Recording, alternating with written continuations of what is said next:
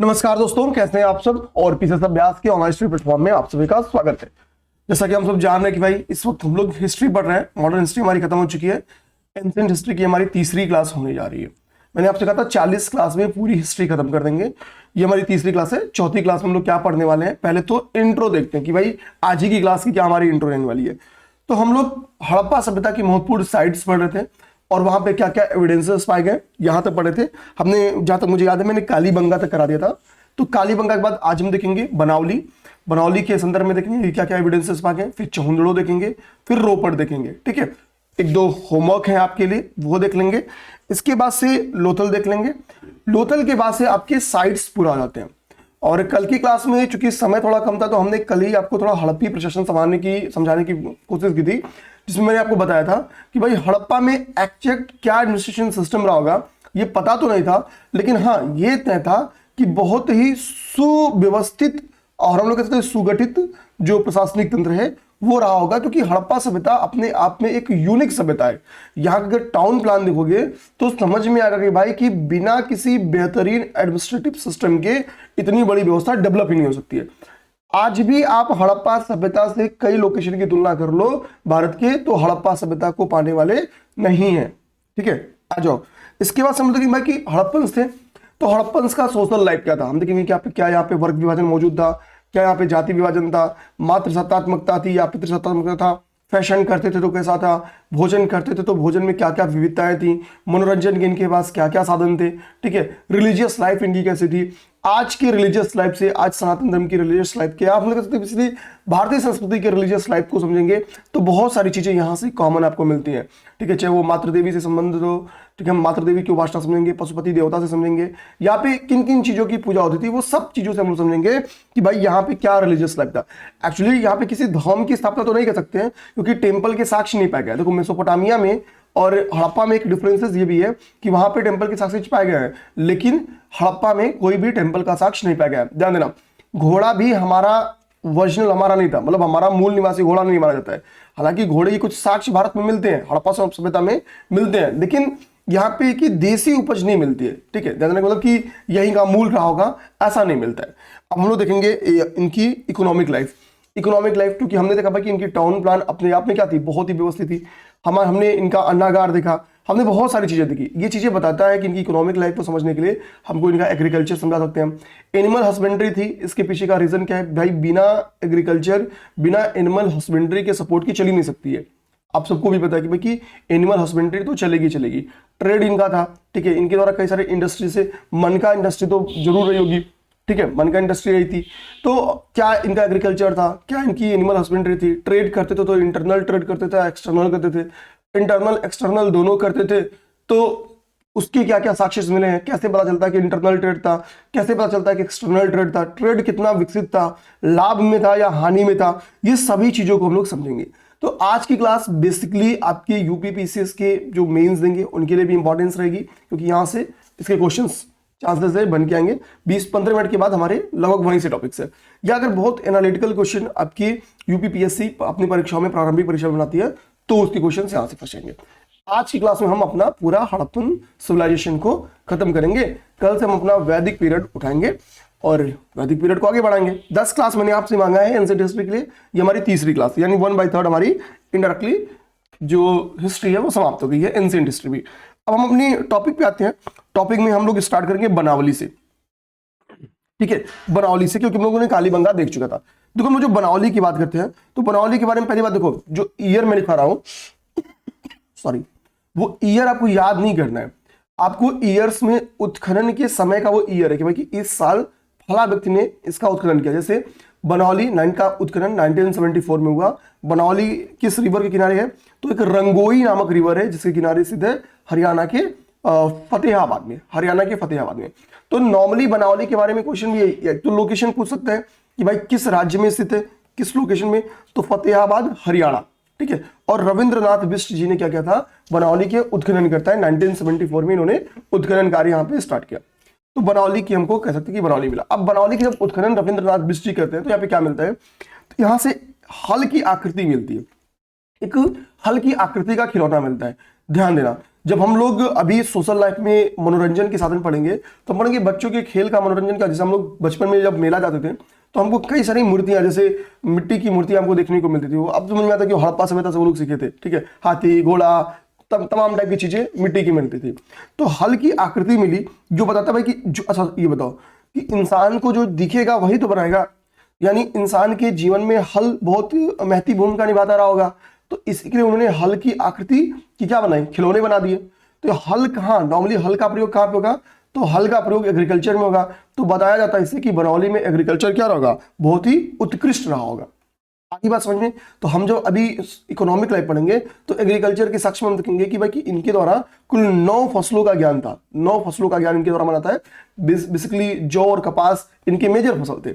हालांकि देखोगे यहाँ पे पता क्या चलता है बनौली से कि इनके द्वारा तिल और सरसों का ढेर मिला यहाँ पे।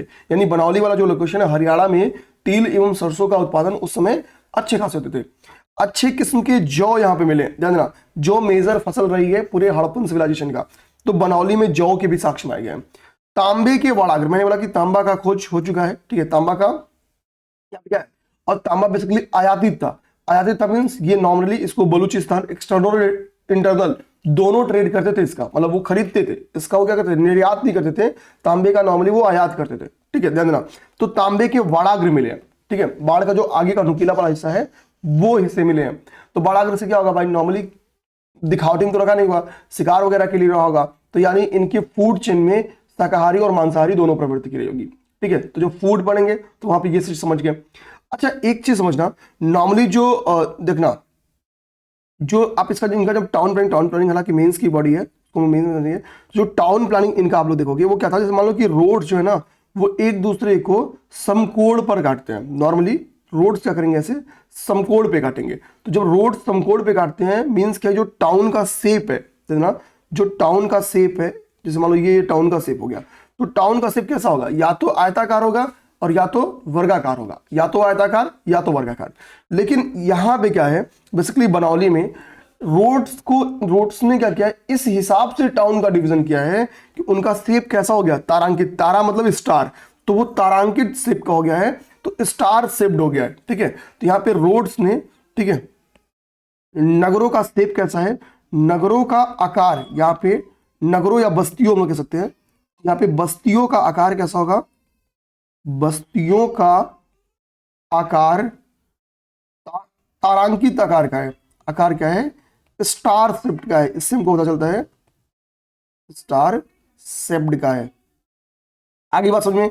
तो यहां से हम देखेंगे कि यहाँ पे हड़प्पन साइड से क्या है, हमको आयताकार, हमको वर्गाकार, हमको तारांकित, इन तीनों टाइप की बस्तियां मिली हैं।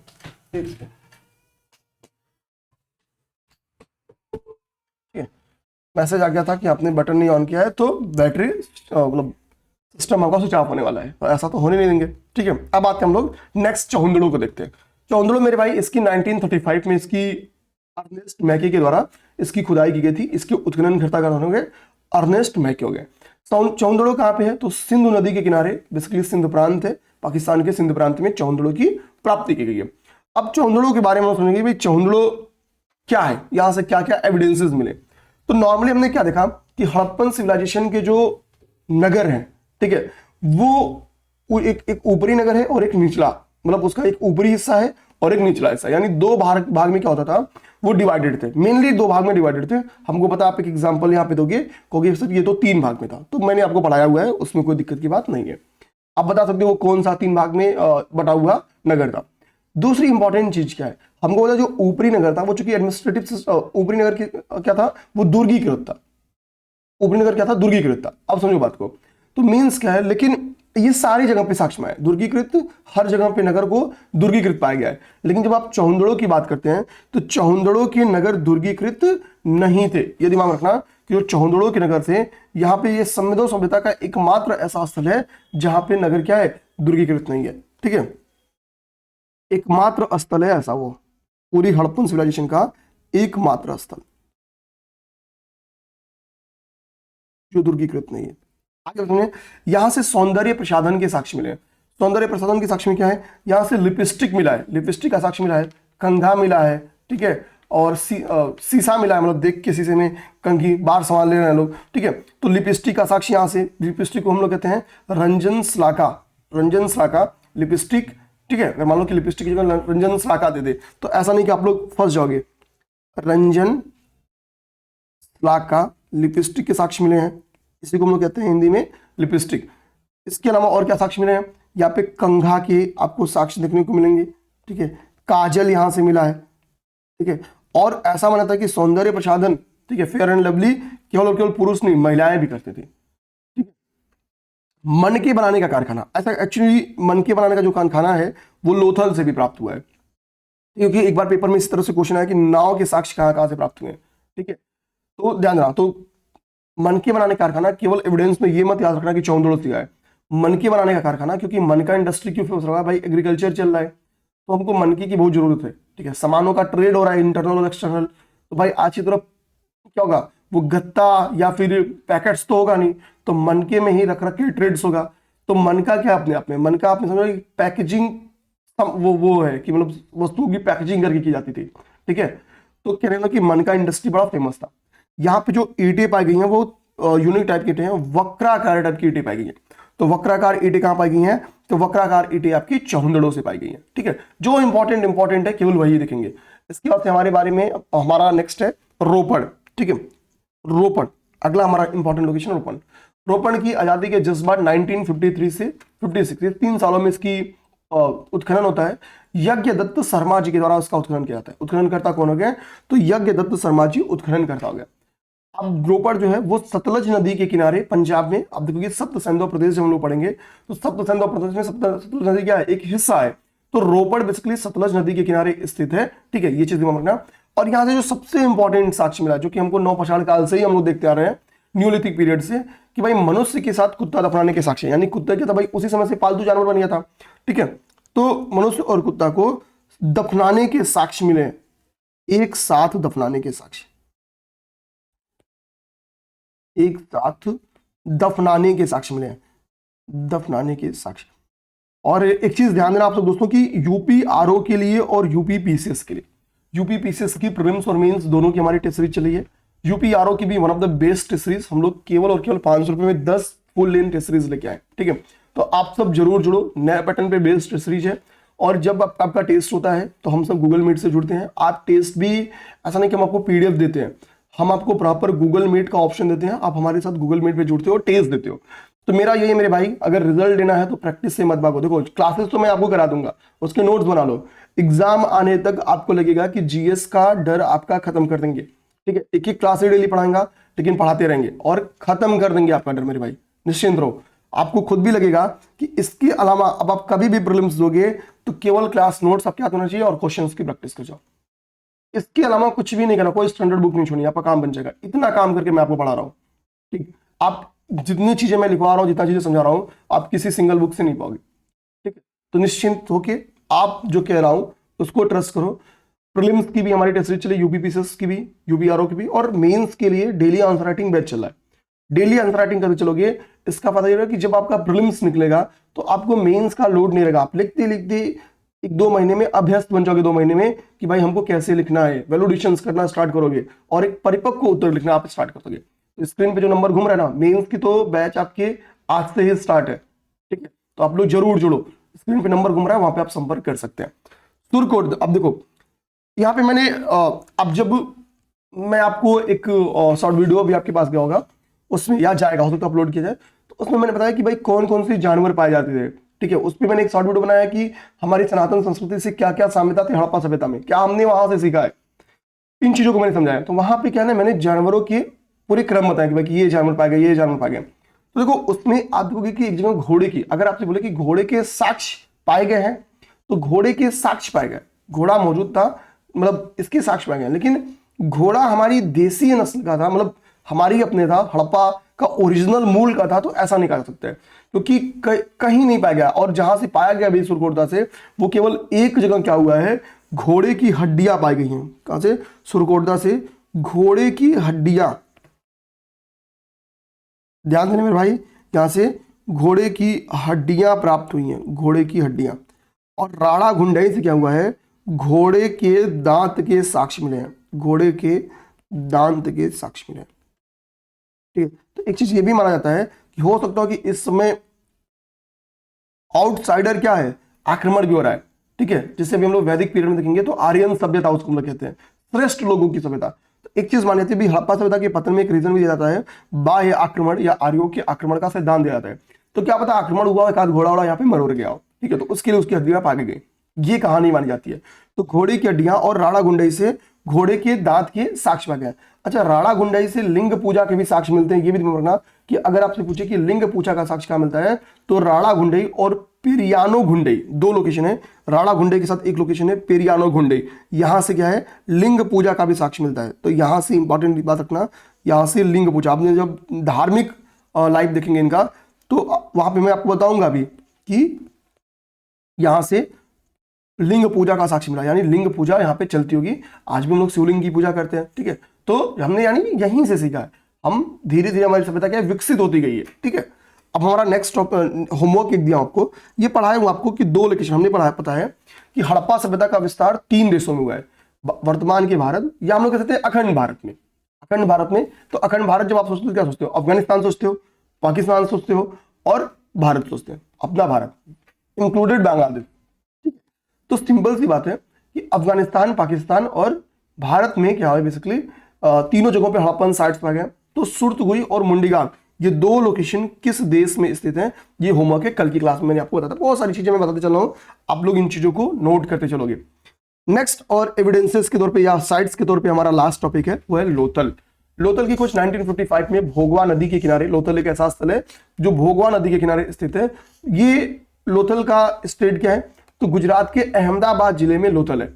रंगनाथ राव जी के द्वारा लोथल की खोज की गई थी। किसके द्वारा, रंगनाथ राव जी के द्वारा। अब एविडेंसेस क्या मिले, देखो अगर हम लोग जब ट्रेड पढ़ेंगे, तो मैंने देखो यहाँ पे ट्रेड में एक चीज आपको लिखाई है, आपको दिखा देता हूं ट्रेड में, कि दो लोकेशन ऐसे, जैसे इसके कई लोकेशन पोर्ट सिटी थे, लेकिन दो इसके मेजर पोर्ट सिटी थे, सुतका गेंडोर और लोथल। सुतका गेंडोर और लोथल। सुतका गेंडोर क्या है भाई, ये भी अरब सागर में अपना सी तट बनाता था, और लोथल भी। इसी के लिए दोनों जगहों से नाव के साक्ष्य पाए गए, नाव की क्या पाए गई है, साक्ष्य पाए गए, नाव के चित्र पाए गए। तो नाव का खिलौना, नाव का चित्र क्यों बना होगा, तो जैसे मैंने आपको बनावली से क्या बताया, यहाँ पे जब हमने बनावली पढ़ रहे थे, तो बनावली से मैंने आपको क्या बताया था कि भाई ये ठीक है, हल्की आकृति के खिलौने मिले हैं, तो समझाया कि हल्की आकृति के खिलौने क्यों मिले होंगे। तो भाई यहां से भी लोथल से और सुतगा गेंडोर से अगर आपको क्या मिल रहे हैं, और नाव के साक्ष्य मिल रहे हैं, मीन्स क्या है, मीन्स यहाँ पे नाव खूब होता होगा, इसी से पता चलता है। और गोदीवाड़ा का साक्ष्य लोथल से पाया भी गया है। गोदीवाड़ा बेसिकली क्या है, एक पोर्ट का एग्जांपल है। ठीक है, डॉक यार्ड यानी गोदीवाड़ा। ठीक है, तो मेजर पोर्ट सिटी इसीलिए माना जाता क्या है आपका, लोथल। गोदीवाड़ी लिख दिया, गोदीवाड़ा होगा। ठीक है, होगा। एक ही रक्षा प्राचीर, नॉर्मली मैंने क्या बताया कि उत्तरी जो भाग था और दक्षिणी भाग था, दो भाग में डिवाइड था। तो हमने बताया कि भाई कि हमने देखा कि दो पार्ट में डिवाइड थे, फिर हमने देखा एक स्थल था जो 3 पार्ट में डिवाइड था, फिर हमने देखा एक स्थल था जो फोर्टिफाइड ही नहीं था। और आपको एक स्थल ऐसा मिलेगा, अब तक क्या था कि केवल हड़प्पन सिटीज का केवल ऊपरी भाग दुर्गीकृत होता था। ठीक है, लेकिन अब क्या होगा मेरे भाई, अब आपको देखने को मिलेगा कि लोथल एक ऐसा सिटी है जिसकी दोनों हिस्से को फोर्टिफाइड किया गया है, एक ही रक्षा प्राचीर से।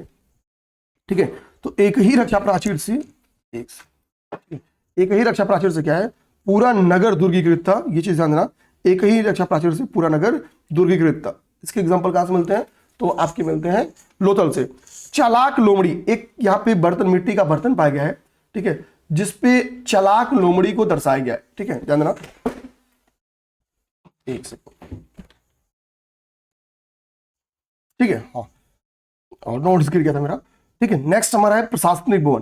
ठीक है, यहाँ पे एक यूनिक भवन की प्राप्ति की गई है, जिसको देख के लगता है कि ये अपने आप में कोई प्रशासन के यूज में काम आया होगा, मतलब यूनिक टाइप का भवन। जैसे आप अफसरों में निकलो तो आपको देखते ही क्या लगता है, भाई ये तो सरकारी बिल्डिंग है, ये तो फला अधिकारी की बिल्डिंग है। ठीक है, फला अधिकारी की बिल्डिंग है ये, तो इसे क्या समझता है। इसी तरह से एक बिल्डिंग यहाँ पे देखने को मिलती है जिसको देख के लगता है ये प्रशासनिक भवन है। और हड़प्पा से एक बिल्डिंग है जिसको देख के लगता है किसकी भवन है, तो वो लेबर्स का भवन है। तो कहाँ पे श्रमिकों के भवन की प्राप्ति हुई है, तो श्रमिकों के भवन का साक्ष्य हड़प्पा से प्राप्त हुआ है। और कहां से प्रशासनिक भवन के साक्ष्य मिले हैं, तो प्रशासनिक भवन का साक्ष्य हमको कहां से मिला है, तो वो मेरे भाई मिला है लोथल से। मन का इंडस्ट्री में ध्यान देना, जहां पे आपको मन का इंडस्ट्री भी देखने को मिलती है। ठीक है, अब हमने प्रशासन को पहले देख लिया था सॉरी। अब हम देखेंगे सोशल लाइफ। वह इनका सोशल लाइफ क्या था, इनका जो सामाजिक जीवन था वो कैसा था। तो देखो नॉर्मली हम इनके सोशल लाइफ को देखते हैं तो पहले वर्ग विभाजन समझ में आता है। भाई एक चीज तो समझ में आ रहा है कि नगर बसा है, तो नगर को बसा तो कोई श्रमिक ही तो भाई लेबर हर ड्यूरेशन में रहेंगे, तो श्रमिक वर्ग तो रहा ही होगा। और श्रमिक वर्ग रहा होगा तो यहाँ पे ट्रेड बहुत अग्रणी है, तो एक चीज पता चलता है वणिक वर्ग भी रहा होगा। अच्छा, कुछ जगहों पे युद्ध के साक्ष्य मिले हैं, मीन्स यहाँ पे योद्धा वर्ग भी रहा होगा, क्योंकि कभी भी इकोनॉमी आपकी अगर ग्रोथ करती है और आपकी सेना अगर अच्छी नहीं है, युद्ध के साक्ष्य। हालांकि वणिक वर्ग का प्रशासन क्यों माना जाता है यहाँ पे ज्यादा, इसके पीछे की पुष्टि यही है क्योंकि युद्ध नहीं हुआ है, क्योंकि वणिक व्यवस्था कभी भी फल फूल नहीं सकती है अगर युद्ध की संख्या में वृद्धि होगी। युद्ध का सबसे नेगेटिव इंपैक्ट कहां पड़ता है, ट्रेड पे पड़ता है। तो यहाँ पे जो वर्ग विभाजन है वो माना जाता है मेनली यहाँ पे 4 वर्ग रहे होंगे, ब्राह्मण क्षत्रिय वैश्य शूद्र नहीं। यहाँ पे जो 4 वर्ग थे वो मेरे भाई आपको समझाता हूं कौन थे। तो एक चीज क्या समझ में आता है कि भाई इतना बड़ा स्ट्रक्चर है, इतना वेल प्लान्ड है, तो कोई बुद्धिजीवी वर्ग तो था। तो एक तो बुद्धिजीवी वर्ग था, पढ़ा लिखा ग्रुप था, ठीक है, क्योंकि पुरोहित वगैरह की हम लोग प्रतिमा भी देखते हैं। सेकंड चीज समझो, सेकंड चीज हमको क्या समझ आती है, यहाँ पे योद्धा वर्ग रहा होगा, कुछ जगहों से हमको युद्ध के भी साक्ष्य मिलते हैं। और आप अगर अग्रणी हो तो जाहिर सी बात है समकालीन शासन वो राज्य व्यवस्थाएं हैं भी, तो वो युद्ध भी कर सकती हैं, तो योद्धा वर्ग भी रहा होगा। ठीक है, ऐसा नहीं कि नहीं रहा होगा। इसके अलावा व्यवस्था इतनी इकोनॉमिकली डेवलप है, तो यानी वणिक वर्ग भी रहा होगा। ठीक है, और इसके अलावा क्या है, श्रमिक वर्ग भी रहा होगा, श्रमिक वर्ग भी रहा होगा। ठीक है, एक सेकंड के भैया। अच्छा भैया, ये फेरी वाले परेशान कर देते हैं कभी कभी, ये लोग आते हैं, वो आजकल बाइक आ गया ना, तो वो देसी टमाटर 50 रुपए किलो, 20 रुपया किलो, 20 रुपया किलो भाई। ठीक है, तो वर्ग विभाजन। तो अब देखो मेंस में आए तो हम लोग सोशल लाइफ में वर्ग विभाजन को समझा सकते हैं। बहुत ही कम लोग होंगे जो वर्ग विभाजन को समझाएंगे। ठीक है, जब एक क्लास डिवीजन था और जो मेजरली 4 क्लास थे वो ये थे। अब हम लोग कहेंगे कि एक चीज पता चलता है कि महिलाओं की इज्जत होती। आज हम लोग क्या करते हैं, हमारी सोसाइटी पितृसत्तात्मक है, उसको चाहते हैं कि देखो कई जगहों पे हम चाहते हैं कि हम पुरानी तरह से हो जाए। अब वो पुरानी स्थिति में जैसे जाओगे ना, महिलाओं की रिस्पेक्ट बढ़ जाएगी, क्योंकि यहाँ पे जो मृण मूर्तियां मिली हैं तो मैक्सिमम मात्र मृण मूर्तियां मिली हैं। तो यहाँ पे जो मृण मूर्तियां यानी जो मृत्यु की मूर्तियां मिली हैं, मृण मूर्तियां जो मिली हैं, ठीक है, तो वो कैसे मिली हैं, तो मृण मूर्तियां बेसिकली नारी की संख्या उनमें ज्यादा है, तो नारी संख्या उनमें क्या है, ज्यादा है। इससे पता चलता है कि भाई क्या रहा होगा कि समाज मातृसत्तात्मक रहा होगा, मातृसत्तात्मक रहा होगा। आप हमें कमेंट करके बताओ, हम लोग आगे पढ़ेंगे भी कि वो कौन सा भारतीय राजवंश था जो अपने माता के नाम पर स्वयं का नाम रखता था। तो मृण मूर्तियों की संख्या के आधार पर क्या कहते हैं कि समाज क्या होगा, मातृसत्तात्मक रहा होगा। माताएं घर का ही काम देखती रही होंगी, लेकिन उन्हें ऐसा नहीं था कि 4 दीवारी में पैक कर दिया जाता था। ठीक है, फैशन वगैरह की बात बोलो, भाई फैशन था कि नहीं था, तो हमने 2 एग्जांपल्स आपको बताए। ठीक है, फैशन में हमने क्या बताया कि भाई सौंदर्य प्रशासन के साक्ष्य पाए गए हैं, कहां से, तो लिपस्टिक के साक्ष्य कहां पाए गए थे, तो हमने बताया सौंदर्य प्रशासन के साक्ष्य में आपने चन्हूदड़ो देखा, चन्हूदड़ो देखा। चन्हूदड़ो से क्या मिला था, सौंदर्य बॉक्स, सौंदर्य बॉक्स को हिंदी में क्या बोलेंगे, मेकअप बॉक्स, मेकअप बॉक्स मिला था। तो सौंदर्य बॉक्स यहां से मिला, और आज सौंदर्य बॉक्स आप लोग देखते हैं ना, बिल्कुल उसी तरीके से था, सौंदर्य बॉक्स यहां से मिला, मेकअप बॉक्स मिला। और हमने कल आपको पढ़ाया था एक लोकेशन था जहां से महिलाएं क्या करती थी, आपको उनको सिंदूर लगाए हुए साक्ष्य मिलेंगे, मतलब वो अपनी मांग में सिंदूर लगाई हुई थी। तो नौसारो करके एक लोकेशन है, हालांकि फैशन में सिंदूर को तो नहीं लिख सकते, सिंदूर का संबंध रिलीजियस ही रहेगा। ठीक है, तो लेकिन फैशन की कुछ कुछ चीजें, कंगांगा तो कई जगह मिला है, लेकिन चौंदड़ों से एक पूरा मेकअप बॉक्स ही मिला है। इसका सबसे अच्छा फैशन का एग्जांपल क्या है कि फैशन होता था चौंदड़ो, इसका सटीक एग्जांपल है, सौंदर्य बॉक्स की यहां से प्राप्ति हुई है। ठीक है, समझ गए। फूड्स में हम लोग बात करें तो फूड्स में क्या रहेंगे, ये शाकाहारी और मांसाहारी दोनों प्रकृति के रहेंगे। ये क्या रहेंगे, शाकाहारी भी रहेंगे और ये मांसाहारी भी रहेंगे। ठीक है, मांसाहारी भी रहेंगे ये दोनों। ठीक है, वेज और नॉन वेज इनका दोनों चलता था, ठीक है भाई, इसमें कोई समझौता नहीं, हम दोनों खाएंगे, हम दोनों खाएंगे, ठीक है। तो वेज और नॉन वेज ये दोनों चलता है। अब भोजन में देखो नॉर्मली हमने पढ़ा क्या, एक कहीं से तिल का एग्जाम्पल मिला हमको, सरसों का एग्जाम्पल मिल चुका है हमको, जौ का एग्जाम्पल मिल चुका है हमको, दाल का एग्जाम्पल मिल चुका है। तो यानी इनके पास क्या है, शाकाहारी में क्या है भाई, इनके पास दाल थी, तो सुबह सुबह क्या करते थे, दाल बनाते रहेंगे। गेहूं और जौ के एग्जाम्पल मिलते हैं, गेहूं के एग्जाम्पल मिलते हैं, जौ के एग्जाम्पल मिलते हैं, तेल का एग्जाम्पल मिलते हैं, यानी तल भून के भी खाते रहेंगे, समझे, पूड़ी उड़ी भी बनाते रहेंगे, तो तेल भी के भी साक्ष्य मिले हैं, ठीक। ये सब हो गया, ईटीसी हम कर सकते हैं, ईटीसी। मांसाहार में देखो हमको पता है कि कई सारे इनके द्वारा जानवरों को मतलब पाला जाता था, जैसे भेड़, बकरी, सुअर, मुर्गी, मछली, तो ये मांसाहारी भी रहेंगे, ठीक है। भेड़, बकरी, सुअर, इनका मतलब है ये इस समय भी रहेंगी, मुर्गी, मछली, तो इसका भी ये भोजन बेसिकली, मछली का तो मतलब जाहिर सी बात है कि मछली तो मेजर फूड थी उसमें, मांसाहारी में मेजर फूड रहेगी। मनोरंजन के साधन में क्या होगा, मनोरंजन के साधन में क्या था भाई कि पहली बात आप यहाँ पे शतरंज की तरह से एक वो मिला है, बॉक्स मिला है, मतलब जैसे शतरंज का एक स्ट्रक्चर बना हुआ है, तो शतरंज जैसे खेल यहाँ पे प्रचलित थे, शतरंज समान यहाँ पे क्या है, खेल कुछ होता था, सोचता हूँ कि शतरंज ही रहा हो, ठीक है, मामा वाला शतरंज, शकुनी मामा वाला, तो शतरंज जैसा खेल है। यहाँ से स्टेडियम भी मिला है, स्टेडियम, अभी देखो स्टेडियम बना रहे हैं पाकिस्तानी, इतना देर से बना रहे हैं, और तो जो हड़प्पा में, ठीक है, इतना पुराना समय का स्टेडियम था, ठीक है। हड़प्पा में क्या है, आप देखोगे जो भारत के कच्छ वाले बेल्ट में जाते हो, गुजरात की कच्छ की खाड़ी में, जहां से जंगली सुअर भी मिलते हैं, क्या मिलते हैं, जंगली सुअर की प्राप्ति भारत में क्या होती है, तो कच्छ के रण से होती है। तो कच्छ की खाड़ी में आप जाओगे तो वहां पे एक गांव है, कुरन नामक गांव है, कुरन गांव, ठीक है, कुरन गांव है, कहां पे, कच्छ की खाड़ी में, कच्छ की खाड़ी में एक कुरन गांव है, जहां से स्टेडियम के साक्ष्य मिले हैं, माना जाता होगा यहाँ पे लोग एक साथ इकट्ठा होके खेलते रहेंगे, ठीक है। तो मनोरंजन के साक्ष्य में क्या होगा, ये हो गया। इसके अलावा हमको पता है कि भाई मोहनजोदाड़ो से क्या है, एक नर्तकी की प्रतिमा मिली है, नर्तकी की प्रतिमा मिली है, कांसे की नर्तकी की प्रतिमा मिली है, और वो न्यूड है, ठीक है। यानी एक चीज पता चलता होगा, जैसे आज मनोरंजन में क्या भाई, लोग कई सारे लोग शादी ब्याह में ऑर्केस्ट्रा वगैरह भी बुला लेते हैं, ठीक है, और भी कई सारे प्रोग्राम देखते हैं, तो नर्तकी की प्रतिमा का मिलना, इसका मतलब क्या है कि नाचने गाने में बेसिकली मनोरंजन के साधन में क्या है, नृत्य और संगीत क्या होगा, मनोरंजन का साधन होगा, ठीक है। क्या आप पे जाते होंगे लोग 20-20 रुपया दे के अपना नाम बुलवाते होंगे, ठीक है रुपया तो होगा नहीं, ठीक है, 1 किलो गेहूं, ठीक है, फलाने की तरफ से। तो मनोरंजन के साधन में आपकी चूंकि ये मिला है, नर्तकी की मूर्ति मिली है, तो मनोरंजन का साधन क्या रखा, ये लगा, बहुत सारे खेल खिलौने मिले, हमने बताया कि जिसमें कुछ एग्जाम्पल आपने देखा, नाव के चित्र मिले हैं, हमने देखा कि भाई की खेत हल की प्राप्ति मिली है, जिससे बनौली से, जिससे खेती करते रहेंगे, ठीक है, कुल्हाड़ी, बसुली, मतलब जो उन ड्यूरेशन में फेमस था, तो वो बच्चों के खेलने के साधन रहेंगे, ओके। तो ये हम लोग देख लिए।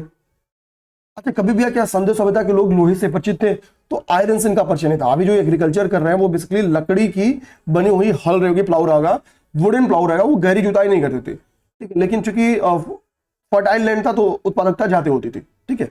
तो अभी उतनी जनसंख्या भी नहीं थी, तो यानी फूड की दिक्कत नहीं आती थी। लोहे की खोज अभी लेटर वैदिक पीरियड में होगी, अभी आगे हम लोग वैदिक पीरियड पढ़ेंगे, तो वैदिक पीरियड का जो दूसरा वाला फेज है 1000 बीसी से लेके 600 बीसी, उस बीच में आपकी लोहे की खोज होती है, उत्तर वैदिक पीरियड में।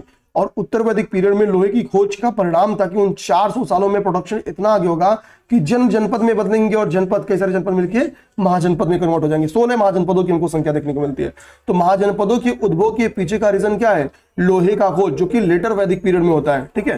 थोड़ा सा रुकना पड़ेगा, गाड़ी वाला आया, घर से कचरा निकाल, ठीक है, गाड़ी उधर चली गई, हम लोग पढ़ सकते हैं, ठीक। तो ये हो गया इनकी बेसिकली मनोरंजन, सोशल लाइफ। देखिए अब हम लोग देखेंगे इनका रिलीजियस लाइफ का होगा। तो रिलीजियस लाइफ में एक चीज, जब आप नीचे की सारे पॉइंट्स पढ़ोगे तो आपको समझ में आएगा कि ये क्या थे, ये बहुदेववादी थे, ठीक है। हम एक ईश्वरवाद की स्थापना पे जोर देते हैं, तो जैसे हम लोग परंपरा को पाएंगे बहुदेववाद को पाएंगे, ठीक है। यानी ठीक है, तो एक सिंगल लाइन कभी भी रिलीजियस पॉइंट पे है तो समझना कि हड़प्पा सभ्यता के लोग बहुदेववादी थे। ये बहुदेववादी थे। इनके द्वारा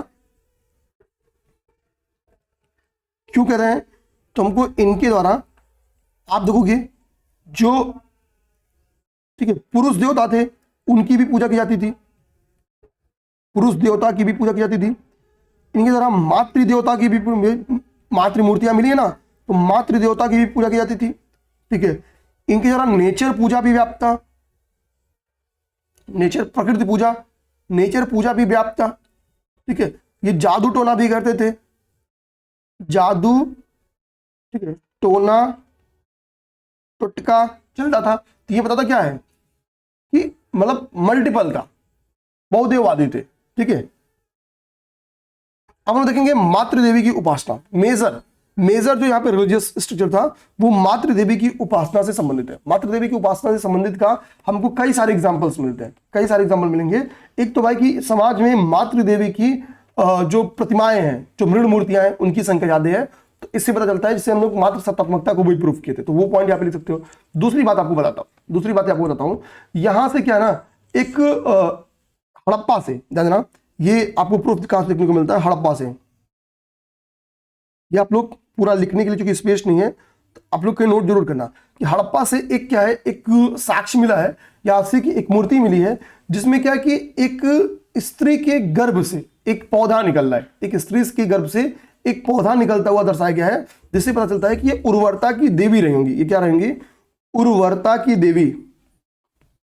इनकी पूजा उर्वरता के देवी के रूप में रही होगी, उर्वरता के देवी की प्रतिमा मिली है। इनके गर्भ से वॉर्म से क्या होगा कि बेसिकली एक पेड़ निकला हुआ दर्शाया गया है, जिससे पता चलता है कि इस वक्त अच्छी उत्पादकता हो, इसके लिए इन प्रतिमा की पूजा अर्चना की जाती रही होगी। और अग्निवेदी की भी साक्ष्य मिले हैं, जिस तरह के यज्ञ वगैरह भी होते थे, हवन वगैरह भी होते थे। तो हड़प्पा का ये साक्ष्य हो गया। अब हम लोग आगे अगर देखें, आगे हम लोग देखेंगे तो पशुपति, ये मातृदेवी की उपासना में इस पॉइंट को हम लोग नोट कर लेंगे, उर्वरता की देवी वाला पॉइंट, और मृण मूर्तियां। यहाँ पे मातृ, यहां पे लिख देते हैं मातृ मृण मूर्तियां।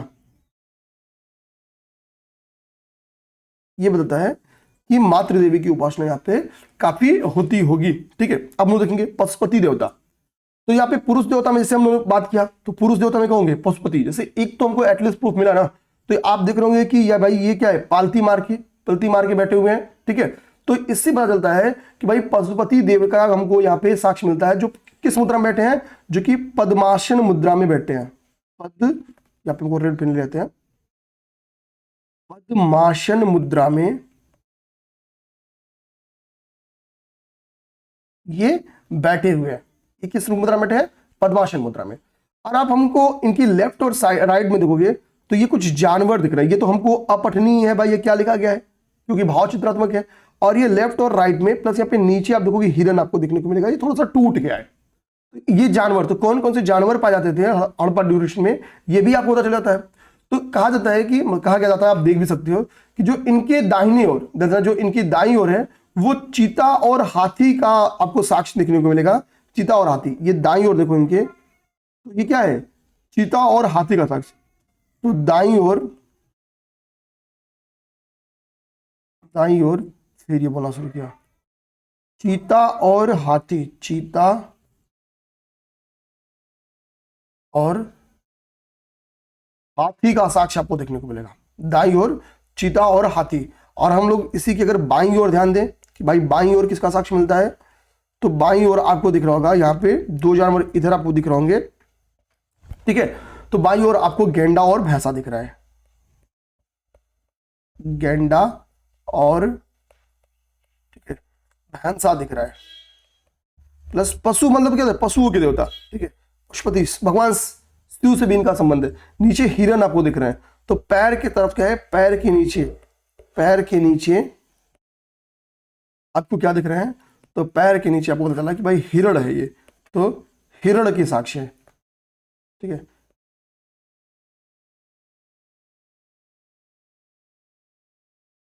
ठीक है, तो हमने जानवरों में क्या देखा, हमने देखा भाई ये कुत्ते कहीं दफनाए जा रहे हैं, कहीं हमने साक्ष्य क्या देखा कि एक बर्तन मिला, जिसमें क्या है कि एक बिल्ली, एक चालाक लोमड़ी की उत्थी पाई गई है, मतलब दर्शाया गया है। कहीं दर्शाया गया कि कुत्ता क्या है, बिल्ली का पीछा कर रहा है, हमने ये दर्शाया है कहीं कहीं, ठीक है। जैसे लोथल से चालाक लोमड़ी के हमके साक्ष्य मिले हैं। चौंदड़ों से ईंटों पर बिल्ली का पीछा करते हुए कुत्ते की निशान है, तो कुत्ता, बिल्ली, लोमड़ी, ठीक है, गेंडा, भैंसा, बैल, ठीक है, हिरण और चीता, हाथी, ये सारे के सारे क्या होंगे, ये सारे के साक्ष्य आपको जानवरों के प्राप्त हुए हैं आपको, ठीक है। अच्छा, हमको एनिमल वर्शिप का भी साक्ष्य है, जो हमको पता है कुबड़ वाला बैल, कुंबड़ वाले बैल की पूजा की जाती थी, ठीक है। कुबड़ वाले बैल के पूजा करने के प्रमाण मिलते हैं, क्योंकि कुबड़ वाला बैल को दर्शाया गया है कई सारी मोहरों पर।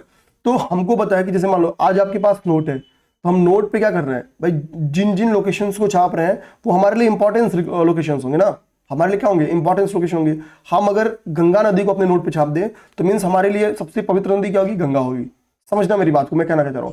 तो जब कुबड़ वाले बैल यहाँ के मोहरों पे मिल रहे हैं, मीन्स कुबड़ वाले बैल की इंपॉर्टेंस थी, और ये एनिमल साक्ष्य के साथ कई सारे मोहरों पे आपको पीपल तो मेनली वर्कशिप में था। आज भी आप देखोगे कि जो घंट स्थापना किया जाता है किसी के मृत्यु के बाद, तो जो वो पूजा पाठक्रम का वो सामान है वो वहीं से पीपल के पास ही होता है। दूसरा, अन्य भी पवित्र पूजा पाठ में हमको पीपल के पत्ते की जरूरत पड़ती है, नीम की, इन सब की बेसिकली, ठीक है, पेड़ की पूजा आपको देखने को मिलेगी, ठीक है। पीपल मेजर था, यहाँ पे पीपल मेजर था, तो इससे पता चलता क्या कि भाई ट्री वर्शिप के भी साक्ष्य थे। कई जगहों पे स्नेक, कई मोरों पे क्या है, स्नेक के भी साक्ष्य हैं, सर्प की साक्ष्य है, यानी सर्प पूजा का साक्ष्य। देखो भगवान शिव बड़ा फेमस देवता थे, पशुपति शिव की प्रतिमा मिली, सर्प पूजा का साक्ष्य मिल रहा है, ध्यान देना, सर्प पूजा का साक्ष्य मिल रहा है कई सारे मोहरों पर। और सर्प पूजा यानी आज भी होती है हमारे यहाँ नागपंचमी, तो नागपंचमी जो हमारे सनातन संस्कृति में है, इसका भी आधार आपको हड़प्पा से दिख रहा है। कुबड़ वाले बैल की आज भी पूजा होती है, हड़प्पा से दिख रहा है। पीपल और नीम की पूजा हड़प्पा में दिख रही है। पहले पशुपति शिव की पूजा आज आप करते हो, पहले भी हो रहा था, आज भी हमारे यहाँ की क्या है, पृथ्वी को हम लोग एज अ माता स्वीकार करते हैं, धरती माता, उर्वरता की देवी की पूजा सोचो तब भी होती थी, आज भी होती है, ठीक है। अब हम लोग यही नहीं, लिंग पूजा की भी साक्षी, यहीं पे आप एक पॉइंट कहीं नोट करो, यहाँ पे लिंग पूजा, ठीक है। आज शिवलिंग की पूजा आप लोग करते हो, तो लिंग पूजा के भी साक्ष्य मिले हुए हैं आपको। मैंने स्टार्ट में बताया राड़ा गुंडई, और एक लोकेशन क्या बताया था मैं आपको, राड़ा गुंडई और पेरियानो गुंडई, देखना पेरियानो गुंडई, पेरियानो गुंडई और राड़ा गुंडई। राड़ा गुंडई से क्या मिला है, एक की और साक्ष्य, तो राड़ा गुंडई से आपको अश्व के दांत का साक्ष्य मिला है। इन दोनों ही लोकेशन से आपको ध्यान देना लिंग पूजा का साक्ष्य प्राप्त हुआ है, लिंग पूजा का साक्ष्य प्राप्त हुआ है। और आज भी हम लोग देखेंगे, ठीक, कामाख्या देवी की जो पूजा है, ठीक है, और जो शिवलिंग की पूजा है उससे संदर्भित कर सकते हो। जादू टोना, ठीक है, जादू, आपको वो याद होगा आमी जो तुम्हारो, ठीक है, वो डांस याद है ना, तो वो जादू टोना का डांस है, समझ जाओ भाई। तो जादू टोना यहां भी प्रचलित था, क्यों, क्योंकि भारी मात्रा में ताबीज की प्राप्ति की गई है, ताबीज की प्राप्ति, भारी मात्रा में ताबीज की प्राप्ति की गई है। और ताबीज की प्राप्ति क्या दर्शाती है कि भाई जादू टोना यहाँ पे पूरा ही विद्यमान रहेगा, जादू टोना में यहाँ पे क्या होगा, पूरा ही विद्यमान रहेगा। तो जादू टोने की भी प्राप्ति की गई है, ठीक है, यानी जादू टोना भी यहाँ पे होता था, ठीक है। तो ताबीज की प्राप्ति हो ये बताता है। और कुछ जगहों पे पशु बलि, कुछ पशुओं के कटे गर्दन के साक्ष्य मिले हैं, तो ये बताता है कि पशु बलि के जो साक्ष्य पाए गए हैं, जो पशु बलि के साक्ष्य पाए गए हैं, वो कहा जाता है कि उसका भी संदर्भ क्या है, जादू टोना से होगा। तो आज भी पशु बलि के साक्ष्य वो जादू टोना से ही संदर्भित है, और आज भी जादू टोना है। तो मीन्स के ये सारे साक्ष्य हम लोग वहीं से उठा के लाए, ठीक है, वहीं से। अच्छा, हम लोग इनके कल्चरल लाइफ में हम इनके समाधान प्रकृति की बात करते हैं, तो समाधान यहाँ पे फुल ब्यूरियल भी था, यानी पूर्ण समाधान भी था, आंशिक समाधान भी था, और यहाँ पे कलश समाधान का भी साक्ष्य था, ठीक है। आंशिक समाधान जो हमको देखेंगे पारसिक समाज में व्याप्त है, उसके साक्ष्य जो हड़प्पा सभ्यता में पाए गए, जैसे एक लोकेशन है, ठीक है, बलावलपुर, बलावलपुर नामक स्थान से आंशिक समाधान के साक्ष्य मिले और पारसी समाज जिस ट्रेंड पे अपनाता है उसी ट्रेंड पे है। ठीक है, तो बलावलपुर आपके लिए एग्जांपल हो गया। अब इनका इकोनॉमिक लाइफ देखेंगे, इकोनॉमिक लाइफ इनकी कैसी थी। अगर हम लोग इनकी इकोनॉमिक लाइफ के ऊपर चर्चा करें तो हमको 3 पॉइंट समझ में आते हैं कि भाई यहाँ पे एग्रीकल्चर के साक्ष्य थे, एग्रीकल्चर के साक्ष्य थे। एविडेंसेस में यहाँ पे क्या लिखोगे, राखी गढ़ी और बनावरी का एग्जाम्पल। आप समझाऊंगा नहीं, ठीक है। यहाँ पे आप क्या लिख सकते हो, राखी गढ़ी, राखी गढ़ी से क्या पाया गया है, जूते हुए खेत के साक्ष्य पाया गया है। और बनावली से क्या पाया गया है, बनावली से हल का साक्ष्य पाया गया है।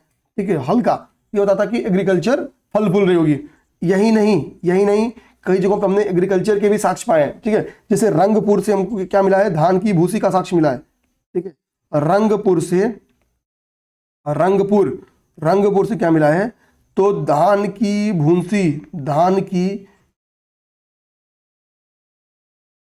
भूसी का साक्ष्य मिला है। आगे बात हमने रंगपुर से धान की भूसी का साक्ष्य मिला है, ये बात समझ जाना आप लोग। ठीक है, इसके साथ क्या है, आपको जौ के साक्ष्य कहां तक मिलते, धौलावीरा से आपको जौ का, जलाशय का, इन सब चीजों का साक्ष्य मिला है। जौ के साक्ष्य मेजर साइड से मिले हैं। ठीक है, जो जौ का साक्ष्य मिला वो मेजर साइड से मिला है। तो जलाशय क्यों रहा होगा, जलाशय नॉर्मली एग्रीकल्चर के लिए रहा होगा, और जलाशय कहां पे आ गया, धौलावीरा में। तो जलाशय की प्राप्ति हो कहां से, धौलावीरा से, ये बताता है। जहां भी वाटर मैनेजमेंट की सोर्सेज है वो उसका संबंध एग्रीकल्चर से भी था। तो यानी जलाशय जो धौलावीरा का है वो बताता है कि भाई कि ठीक है, यहाँ पे हमको धौलावीरा से भी कपास के साक्ष्य मिले। कपास मेजरली यहाँ पे यूज किया जाता रहा होगा। कपास और जो मेजर फसल भी मानी जाती है। ठीक है, तो जब लोग एग्रीकल्चर में जाते हैं तो मेरे भाई यहाँ पे हम लोग देखेंगे क्या कि टोटल 9 फसलों का उत्पादन करते थे। कुल 9 फसलों का, कुल 9 क्रॉप्स का, कुल 9 फसलों का उत्पादन होता था। ठीक है, और इन 9 फसलों में जो मेजर फसल थी वो क्या था, जौ, और दूसरी मेजर फसल क्या थी मेरे भाई, तो कपास। ये मुख्य फसल थी, मुख्य फसल रही होगी। आगे बात मेरी समझ में, मतलब आपकी समझ में, मेरी समझ में तो आ गई। ठीक है, तो जौ कपास मुख्य फसलें थी। कुल 9 फसलों का उत्पादन होता था। राखी गढ़ी बनावली का एग्जांपल लिखना, रंगपुर से धान की भूसी हो, जलाशय वगैरह वगैरह वगैरह के साक्ष्य। अब हम लेंगे एनिमल हस्बेंड्री। तो मैंने आपको बताया क्या, रोपड़ से, ठीक है, रोपड़ से आपको एग्जांपल बताया कि क्या हुआ यहाँ पे, तो रोपड़ से मानव के साथ कुत्ते दफनाए जाने के साक्ष्य है। यानी ये लोग इसको बैल के कुबड़ वाला बैल मिला तो कुबड़ भेड़ बकरी फलना ढमका। ठीक है, तो ये सब क्या करते थे, एनिमल हस्बेंड्री करते थे। तो बेसिकली भेड़, बकरी, ठीक है। देखो गाय के साक्ष्य यहां से नहीं मिले कभी, मतलब देखो बैल है तो गाय तो होगी ना, लेकिन गाय के साक्ष्य नहीं पाए गए बस। ठीक है, गाय का अभी तक साक्ष्य नहीं मिला, ये क्लियर बात याद रखना। बैल का साक्ष्य मिला है, बैल, ठीक है, कुत्ता, etc। ठीक है, कुत्ता का यूज भाई एग्रीकल्चर में ही करते थे कि भाई कुत्ता को छोड़ दिया तो जानवर भगाने में काम आता रहा होगा। ठीक है, तो एनिमल हस्बेंड्री के साक्ष्य मिलते हैं, क्योंकि देखो कई जगहों से हमको क्या है, बैलगाड़ी का साक्ष्य मिला है, बैलगाड़ी का साक्ष्य। और बैलगाड़ी का जो साक्ष्य मिला है मेरे भाई जानना, जो बैलगाड़ी चौहंदड़ों से ही जैसे बैलगाड़ी का आपके साक्ष्य मिला है, तो जब इसका सबसे अच्छा एग्जांपल क्या है, चौहंदड़ो। ठीक है, तुम बैलगाड़ी को कोई तो खींचेगा तो बैलगाड़ी को खींचने के लिए यानी परिवहन के साधन के तौर पे भी ये काम आता था। ठीक है, तो मीन्स कोई तो जानवर होंगे, तो इससे आता था कि बैल की भैंसा, जैसे आपने देखा कि भाई भैंसा भी पशुपति शिव के पास पाया गया है, तो मीन्स भैंसा का भी ये पशुपालन करते रहोगे। ठीक है, अब हम लोग आएंगे ट्रेड को समझेंगे। तो इनके पास पोर्ट सिटी थी, सुटका गेंडोर और लोथल। लोथल कहाँ पे है आप लोग बताओ। सुटका गेंडोर हमको पता है कि भाई दास नदी के किनारे स्थित है और पाकिस्तान की मकराना में स्थित है। मकराना पाकिस्तान या मकरान पाक। लोथल कहाँ पे, गुजरात में। लोथल भोगवा नदी के किनारे स्थित है, अहमदाबाद गुजरात में। ये पोर्ट सिटीज है। ठीक है, इनके बारे में क्या क्या मिला हमको पहले से पता है। इंटरनल ट्रेड्स के एग्जांपल देखो, देखो हमको रोड्स का डेवलपमेंट दिख रहा है। ठीक है, रोड्स के आधार पे तो हम इनकी टाउन प्लानिंग को बताते हैं। तो रोड्स का विकसित होना बताता है कि इंटरनल ट्रेड होगा। ठीक है, और चौड़े रोड पाए गए मतलब बैलगाड़ी। चौड़े रोड क्यों, इंसान को चलने के लिए तो भाई पगडंडी भी, गांव पे तो क्या है, पगडंडी भी काम आती है। लेकिन रोड्स के होने का मतलब क्या है कि इनके द्वारा परिवहन तंत्र डेवलप किया गया है, मतलब बैलगाड़ी वगैरह अच्छे से मूव करे, एक दोनों बैलगाड़ी आए और चली जाए, ऐसा नहीं कि हमको कई किनारा खोजना पड़े। ठीक है, तो रोड्स का डेवलपमेंट बताता है कि इंटरनल ट्रेड होगा। और चूंकि सारी की सारी आपको हड़प्पन साइट्स किसी न तो किसी रिवर के किनारे देखने को मिलेगी, लोथल भोगवा के सामने मिलेगा, रोपड़ सतलुज नदी के किनारे मिलेगा, रंगपुर भादर नदी के किनारे मिलेगा, कोटजी सिंधु नदी के किनारे मिलेगा, सुतकागेंडो दास नदी के किनारे मिलेगा, चौंदड़ो सिंधु नदी के किनारे मिलेगा, हड़प्पा रावी नदी के किनारे मिलेगा, मोहनजोदाड़ो सिंधु नदी के किनारे मिलेगा। तो यानी किसी न तो किसी क्या है कि रिवर्स के किनारे हैं, तो यानी रिवर्स का भी परिवहन तंत्र में प्रयोग होता था। और रिवर्स इंटरनल ट्रेड में भी काम आती होंगी और एक्सटर्नल ट्रेड में, मेनली रिवर्स इंटरनल ट्रेड में काम आती होंगी। तो रिवर्स और बोट्स के साइन भी पाए गए हैं, बोट का चित्र भी पाया गया है, ये बताता है कि नाव का प्रयोग किया जाता रहा इंटरनल ट्रेड में, और हमको मिलता भी है। जैसे अभी मैं आपको दिखाऊं, ठीक है, अभी मैं आपको दिखाऊं जैसे सोना, ठीक है, इंटरनल ट्रेड में आप देखोगे तो कोलार की खान है ना, कोलार की खान, कोलार की खान, तो कोलार की खान से लोग क्या करते होंगे, सोने, कोलार की खान कहां पे मेरे भाई, कर्नाटक में। कोलार की खान से लोग सोने का ट्रेड करते थे। तांबा बलूचिस्तान से तो पाते ही पाते थे, इसके से राजस्थान की खेतड़ी, खेतड़ी से लोग क्या करते थे, तांबे का, राजस्थान, ठीक है, आयात करते थे। ठीक है, इसके बाद सब कीमती पत्थर देखोगे तो कीमती पत्थर भी बलूचिस्तान के अलावा ये राजस्थान से भी आयात करते थे। तो ये कुछ एग्जाम्पल्स हैं जो पता चलता है कि हाँ, इनके इंटरनल ट्रेड्स भी थे, जो समकालीन अन्य नगर थे उनसे ट्रेड होता था। ठीक है, इंटरनल ट्रेड समझ गया। एक्सटर्नल ट्रेड, एक्सटर्नल ट्रेड में आप देखो नॉर्मली जो चूंकि मेसोपोटामिया के जो अभिलेख है उसको पढ़े जा चुके हैं, ठीक है, मेसोपोटामिया के लोगों को, तो उससे क्या पता चलता है कि जो एक वर्ड यूज हुआ है मेलुहा, मेलुहा, तो मेलुहा वर्ड जो है ये बेसिकली सिंधु साइट्स को रिप्रेजेंट करता है, सिंधु साइट्स को रिप्रेजेंट करता है, सिंधु स्थल को रिप्रेजेंट करता है, सिंधु नदी के जो स्थल है उनको रिप्रेजेंट करता है। ठीक है, और एक है एक नाम मिलता है ढिलमुन, ढिलमुन, तो ढिलमुन माना जाता है कि ये बहरीन को रिप्रेजेंट करता है। किसको, बहरीन को, बहरीन को हम लोग हाथियों के देश के नाम से भी जानते हैं, बहरीन को रिप्रेजेंट करता है। हमको पता है आप जब अरब सागर के पास देखो तो आपको बहरीन देखने को मिलेगा। ठीक है, तो इससे क्या पता चलता है कि भाई जब हमको मेसोपोटामिया के सिक्कों पे मेलुहा का वर्णन देखने को मिल रहा है तो आप क्यों लिखोगे मेलुहा का नाम अपने सिक्कों पे? ट्रेड होता था मोहरों पे, अगर सिक्कों पे आप मेलुहा लिख लो तो मीन्स ट्रेड होता था। ढिलमुन लिखियो मीन्स बहरीन वो मार्ग रहा होगा जिस मार्ग से ट्रेड हो रहा होगा। ठीक, तो एक्सटर्नल ट्रेड थे, तो मेसोपोटामिया के सिक्कों के पे ये नाम का मिलना बताता है कि एक्सटर्नल ट्रेड रहा होगा। और यही नहीं, लोथल से कुछ ऐसे क्वाइंस मिले हैं जिन क्वाइंस का संबंध, क्वाइंस के बेस पे भी हम कह सकते हैं कि एक्सटर्नल ट्रेड थे, एक्सटर्नल ट्रेड थे। जैसे फॉर एग्जांपल लोथल से की खुदाई से हमको मेसोपोटामिया के सिक्कों के साक्ष्य मिले हैं, और मेसोपोटामिया के स्थलों से हमको सिंधु घाटी सभ्यता के मोहरों की प्राप्ति हुई है, जो बताता है इन दोनों के बीच में कोई तो संबंध था, और वो संबंध इकोनॉमिक होगा, पारिवारिक संबंध नहीं होगा। ठीक है, तो क्वाइंस के आधार पे भी हम कहते हैं कि इनके बीच में एक्सटर्नल ट्रेड थे, क्योंकि मेसोपोटामिया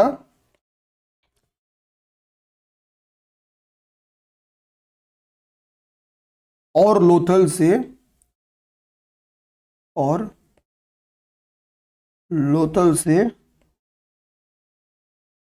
एक दूसरे के सिक्कों एवं मुहरों की प्राप्ति। देखो नॉर्मली सिक्कों की चलन उतना ज्यादा नहीं होगा, वस्तु विनिमय सिस्टम इसमें मेनली फेमस रहेगी। तो क्वाइंस भी बताता क्या है कि इनके बीच में वस्तु विनिमय प्रचलित था। ठीक है, इनके बीच में ट्रेड्स होते थे। ठीक है, बैलगाड़ी, विशाल नावों के चित्र, ये तो मैंने आपको समझा ही दिया, ये पूरी की पूरी चीज।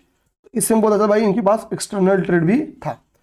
अब हमारे पास कुछ और वस्तु और सामान देख लो, जैसे सोना ये अफगानिस्तान एवं ईरान से आयात करते थे, तांबा ये बलूच और खेतड़ी की खान से आयात करते थे, चांदी ये ईरान और मेसोपोटामिया से, लाजवर्द मणि बदख्शा की जो खाने हैं धंधना, वहां पे लाजवर्द, देखो मणि जो हम लोग कहते हैं ना, सांपों की मणि, तो मणि वास्तव में होती है, लेकिन मणि के पीछे जो स्टोरी है वो है या नहीं, उसके पे मैं एक वीडियो ही बना दूंगा, शॉर्ट वीडियो बना दूंगा, तो वो आपको समझ में आ जाएगी।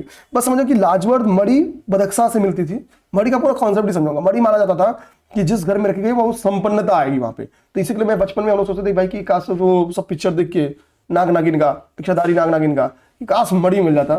तो मणि से बोलते हैं कि आज हमको 1 किलो सोना मिला, तो सोना मिला था। ठीक है, मतलब ऐसा कि संपन्नता का प्रतीक था मणि। और ये पिक्चरों ने भाई और दिखा दिया था। तो बचपन से तो भैया ये तो दिमाग में कभी नहीं था कि पीसेस बनना है। तब तक कि भाई कि एक बार मणि मिल जाता तो मजा आया। हाँ, बीन बजाने का ज्यादा शौक आ गया था। बीन बजाएंगे, सांप आएगा और मणि मिल जाएगा, फिर तो जिंदगी पल्ले पल्ले होगी।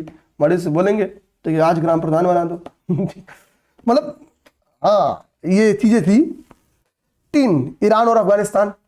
फिरोजा ईरान से मिलता था, कीमती पत्थर बलूचिस्तान और राजस्थान से, सेलखड़ी शीशा ईरान से। इसके आयात किया जाता था इनके द्वारा। अब बात आती है कि difference view on the decline of the Harappan civilisation. समय के साथ इतनी सुविकसित विख्यात हड़प्पन सिविलाइजेशन का भी डिक्लाइन आता है। तो क्या क्या डिफरेंट व्यूज थे, क्या क्या कारण हो सकते हैं। अब एग्जैक्ट कारण हमने लिपि पढ़ी नहीं तो हमको पता नहीं चलता है, लेकिन कई जगहों से चूंकि युद्ध के आक्रमण मिले हैं तो माना जाता है कि कुछ इतिहासकार कहते हैं कि बाह्य आक्रमण या आर्यों का आक्रमण हुआ होगा, और उस आर्यों के आक्रमण में क्या होगा, जो प्रमुख सभ्यताएं थी वो नष्ट हो गई और बाकी सभ्यताएं अपने आप खत्म हो जाती। तो बाह्य एवं आर्यों के आक्रमण के ऊपर गार्डन चाइल्ड और व्हीलर महोदय का स्टेटमेंट है। गार्डन चाइल्ड प्लस व्हीलर महोदय कहते हैं कि भाई यही रीजन रहा होगा कि सभ्यता पतन हो गई। अब दूसरा होता है क्लाइमेट चेंज, जलवायु परिवर्तन। तो ऑरेल स्टाइन कहते हैं कि भाई जलवायु परिवर्तन हुआ, इससे क्या हुआ, नदियां सूख गई और परिणाम क्या हुआ, ठीक है, और एग्रीकल्चर तहस नहस हो गया। ये सभ्यता जो इतनी विकसित थी उसका पतन हो गया। ठीक है, भूकंप एवं जल प्लावन। तो भूकंप एवं जल प्लावन कब मिलता है, तो एक थे उनका नाम था राइक्स, 2 पर्सनालिटी हैं, नाम उनका राइक्स और डेक्स। राइक्स और डेक्स महोदय का कहना है कि भूकंप और जल प्लावन के कारण क्या है, ये सभ्यता का पतन हुआ। महामारी, कुछ लोगों का कहना है कि कैनेडी साहब कहते हैं कि कुछ मृत्यु का जब समाधान का स्टडी करते तो उनको लगता है कि भाई महामारी की वजह से, जैसे मलेरिया टाइप कोई महामारी आई होगी और पूरा का पूरा समाज ही साफ हो गया। नदियों के मार्ग में परिवर्तन। हमने बताया कि हर सभ्यता क्या है, हर एक लोकेशन नदी मार्ग में स्थित है। तो नदी ने अपने मार्ग को चेंज किया, नदी ने अपने रूट्स को चेंज कर दिया, जिससे सभ्यता खत्म हो गई। MS वत्स, आपके पूरे वत्स खत्म हो गए और ये सभ्यता का पतन हो गया। तो ठीक है, MS वत्स कहते हैं कि भाई नदी मार्ग में परिवर्तन के कारण ऐसा हुआ। नेक्स्ट हमारा टॉपिक है वैदिक पीरियड। ठीक है, इसको हम लोग कल देखेंगे। आज एक बार रिवीजन करा दूं कि हमने आज क्या क्या देखा। तो आज की क्लास हमने बनावली से स्टार्ट की। तो हमने बनावली, चौहंदड़ो, रोपड़, लोथल जैसे 4 प्रमुख स्थल देखे। सुतका, गेंडोर, रागा गुंडई जैसे कुछ स्थल देखे जहां से घोड़े के साक्ष्य मिलते हैं। ठीक है, एक होमवर्क दिया हूं।